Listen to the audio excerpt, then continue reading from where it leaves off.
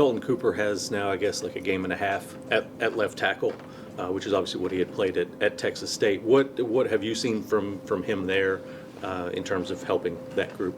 Well, he seems to be a little more comfortable. As I mentioned, if we can keep 5 guys in there healthy practicing, that helps communication.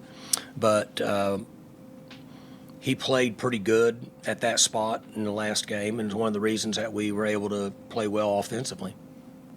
Mike, you've always been a guy that felt like the best teams were player-driven, had key players in the locker room that kind of pushed the agenda, maybe even more than the coaches.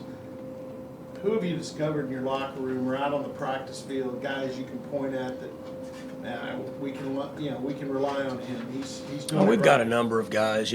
Each year the team is different. Somebody's got to drive them and got to pull them along.